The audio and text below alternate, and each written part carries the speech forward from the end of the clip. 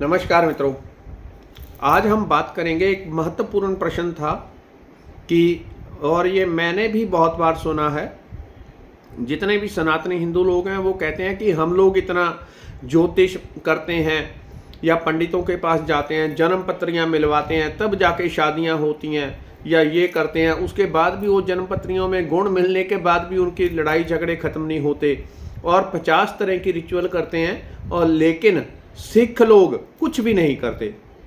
अधिकतर 60-70% जो सिख हैं वो ज्योतिष के उपाय नहीं करेंगे, दूसरी चीज़ें नहीं करेंगे। हालांकि करने वाले 30-40% लोग हैं, वो करते हैं, लेकिन अधिकतर नहीं करते। तो फिर भी उनका जीवन बिल्कुल अच्छा क्यों चलता है? उनके शादियां हो चाहे जीवन हो, क्या उनके ऊपर ग्रह नहीं पड़ रहे? क्या उनके जन्म पत्रियां नहीं मिलाई गई, उसका दुष्प्रभाव नहीं उनके ऊपर पड़ता? इसके पीछे कारण क्या है कि सिख कुछ भी नहीं कर रहे फिर भी वो चल रहा है, और जो जन्म पत्रियां में मिला रहे हैं, ये भी कर रहे हैं, वो भी कर रहे हैं, उनके वो 36 झमेले चलते ही जा रहे हैं। 36 गुण है तो 36 झमेले जीवन में चलते जाते हैं। आखिर कारण क्या है? उसके पीछे एक महत्वपूर्ण चीज होती है। पहले उन चीज़ों को, मैंने भी ये बातें अपने जीवन में बहुत बार सुनी है कि हम लोग ये करते हैं लेकिन ये गड़बड़ी है, ये करते हैं ये गड़बड़ी है। लेकिन सिखों को देखो, वो कुछ नहीं करते। उनकी नहीं क्या शादियां होती, उनके बच्चों की शादियां नहीं होती, उनके काम नहीं चलते, सब कुछ तो नॉर्मल चलती है उनकी लाइफ, कोई फर्क नहीं पड़ता। उसके पीछे कारण ये होता है कि पहले इस चीज़ को आप समझ लें अच्छे से, तब आपके दिमाग में वो चीज़ बैठती है। सिखों में जिन्होंने गुरु नानक देव जी से एक तरह से इस धर्म की स्थापना मानी जाती है। हालांकि इसको एक जो अलग वो नींव है, वो अभी 150 सालों में अलग इसको करने की कोशिश की गई कुछ लोगों के द्वारा, बाकी लोगों के द्वारा नहीं।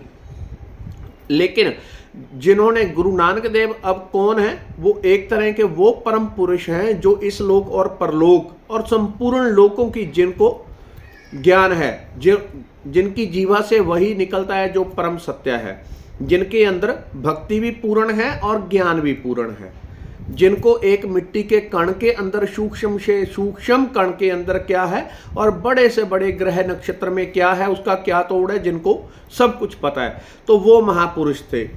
उन्होंने बहुत सारी चीज़ों को रोक दिया। उसके पीछे ज्योतिष में भी ये चीज़ है, लेकिन जो परम पुरुष होते हैं वो बिना इन चीज़ों को पढ़े देखे समझ लेते हैं कि इसका क्या तोड़ है। तो ज्योतिष में भी 3 चीज़ें महत्वपूर्ण हैं। ज्योतिष में खाने होते हैं, हालांकि उसका उतना गहराई से मुझे नहीं पता क्योंकि मैं ज्योतिषी नहीं हूँ, लेकिन उसमें 3 खाने, जहाँ तक मैंने जाना था, 3 खाने होते हैं। जैसे 4 हो गया, 6, 8 या 12 जो मारक खाने होते हैं, यानी एक तरह से वो मारक खाने होते हैं। एक ऐसे घर होते हैं जहां से व्यक्ति के जीवन में मार पड़ती है, चाहे शारीरिक, मानसिक, आध्यात्मिक, आर्थिक, ग्रहों की या किसी भी प्रकार की।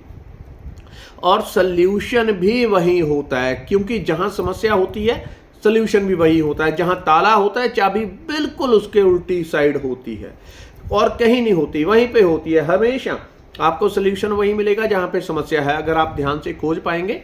अगर किसी के अंदर बहुत क्रोध है, क्रोध के कारण उसका जीवन गड़बड़ हो रहा है और बिल्कुल पतन के शिखर पे पहुंच गया, तो इसी के दूसरे कोने पे शांति है। अगर वो शांति को पकड़ लेगा, उसी हाथ पे है, दूसरे कोने पे है, हर चीज का सल्यूशन मिल जाता है। तो इस प्रकार से गुरु नानक देव ने जो महत्वपूर्ण, उसके बाद भी हमारे और 9 गुरु हुए हैं जिन्होंने महत्वपूर्ण बार बार उसमें और चीजें थोड़ी थोड़ी ऐड की। उन्होंने 3 ऐसी रेमेडीज, उपाय दे दिए जिसमें उन्होंने कहा सेवा करनी है दूसरों की।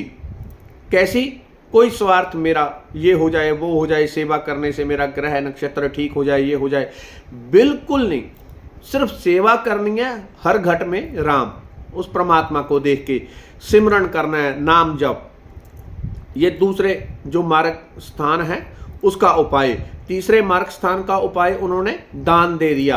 अपने जीवन में जो कमाते हो, जो भी रोज का कमाते हो, उसका 10वां हिस्सा दान देना है।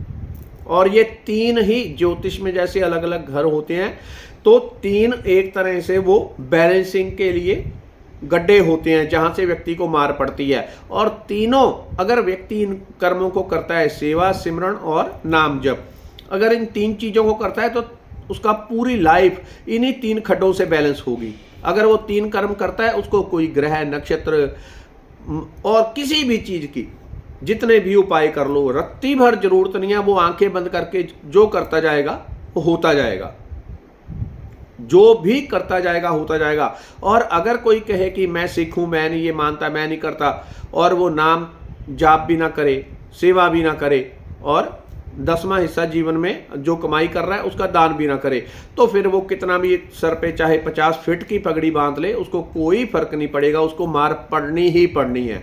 बस पिछले जो उसके कर्म है उसके अनुसार प्रॉपर उसको फल मिलेगा। ग्रहों के दुष्प्रभाव भी मिलेंगे, पितरों के भी मिलेंगे, जीवन में जो गड़बड़ियां करेगा उसके भी दुष्प्रभाव मिलेंगे। चाहे 1000 फीट की पगड़ी बांध लो, तुमसे कुछ नहीं होगा फिर।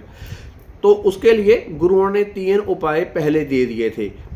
जो लोग, क्योंकि अधिकतर जो सिख होते हैं वो कहीं ना कहीं इन चीज़ों से जो ओरिजिनल हैं वो जुड़े होते हैं, वो सेवा भी करेंगे गुरुद्वारे में, जहाँ भी उनको मिल गई जगह, वो देखते नहीं ये कहाँ करनी है कहाँ नहीं, जहाँ है वहीं पे बैठ जाएंगे, मिट्टी पे बैठ के सेवा लग जाते हैं। जो असली सिख है उनके लिए वो परमात्मा है, हर घट में, हर शरीर में परमात्मा है। जब पूरे भाव से करते हैं, जितनों भी ग्रहों की नकारात्मकता है वहीं धुल जाती है।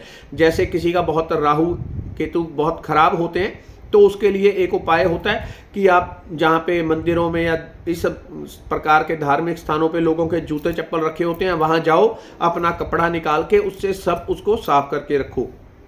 आप गुरुद्वारों में चले जाना, वहाँ पे आपके जूते आप रखोगे, आपको बिल्कुल धुले हुए साफ हुए वो मिलते हैं। ग्रह तो वहीं पे बैलेंस हो, उपाय वही है, चाहे आप गुरुओं के कहने से मान लो, चाहे ज्योतिषी के, लेकिन गुरुओं ने कहा है तो आपको बहुत चीज़ों से उन्होंने मुक्त कर दिया। लेकिन अगर आप दान धर्म, जो गुरुओं ने 3 चीज़ें महत्वपूर्ण बताई हैं, अपने कमाई का 10वां हिस्सा दान देना, जप करना और सेवा करना, इसको आप निस्वार्थ भाव से नहीं करते तो फिर आपको कोई ग्रह नक्षत्र नहीं छोड़ेगा, सब आपको तंग परेशान करेंगे। अगर कोई बचे हुए हैं जो लोग ओरिजिनल सिख हैं, उसके पीछे यही कारण है कि वो इन चीज़ों को कर लेते हैं। और जितने भी ग्रहों की नकारात्मकता, कर्मों की जो भी गड़बड़ियां होती हैं, वो इसी खड्डे में, सेवा के खड्डे में जल के सब नष्ट हो जाती हैं। तो इसलिए जिन्होंने ये उपाय दिए वो 10 गुरु भगवान का एक आदि स्वरूप है, भगवान के अवतार थे, वो कोई साधारण लोग नहीं थे। लेकिन आगे चल के हम लोगों की समझ बड़ी गड्ढे में चली गई, बहुत नीचे उतर गई, तो हम उन चीज़ों को समझते नहीं, हम ऊपर से कुछ भी बोलते रहते हैं। अगर आप इन चीज़ों को अपना लेंगे, अभी भी कोई भी व्यक्ति, कोई सिख हिंदू का सवाल नहीं है, ये एक विज्ञान दिया है गुरुओं ने, अगर कोई भी व्यक्ति इन चीज़ों को अपना लेगा, निस्वार्थ भाव से सेवा करना, जप करना, और जो आप करते हैं उसका 10% आप दान देते हैं, 10% का एक डिफॉल्ट परमात्मा की तरफ से है। आप जो भी दान धर्म करेंगे, आपका भी किया हुआ 10% आपके पितरों को जाता है। पितरों के लिए भी कुछ करने की अलग से फिर जरूरत नहीं पड़ेगी। अगर आप अपनी कमाई का 10वां% दान करते हैं, तो जो भी आप दान करते हैं उसका 10वां हिस्सा पितरों को जाएगा ही जाएगा, उसको आप रोकेंगे नहीं। जैसे आप अपने पितरों के धन सब चीज़ों के वारिस होते हैं, वैसे ही आपके पितर भी आपके कर्मों से जुड़े होते हैं। आपके अच्छे और बुरे कर्मों के कारण पितरों की गति ऊंची नीची होती है। इसलिए गुरु ने कहा कि पितरों को छोड़ दो, उनको भूल जाओ, अपने कर्म में सुधार कर लो। यहाँ कर्म का सुधार होता है, उसका 10% पितरों को मिलता है, वो जिस भी होते हैं वहाँ से वो ऊपर उठ जाते हैं, उनकी चिंता करने की ज़रूरत नहीं पड़ती। तो जो सिख धर्म में दिया गया ये एक महान विज्ञान था, लेकिन लोग अगर उसको अपनाएंगे तो फ़ायदा पाएंगे, नहीं अपनाएंगे तो कितना भी नाम से आप सिख बन लो, हिंदू बन लो, कोई फ़ायदा नहीं होता उन चीज़ों से। फिर अगर इनको अपनाएंगे तो आपको और कुछ भी करने की ज़रूरत नहीं पड़ती। धन्यवाद, नमस्कार।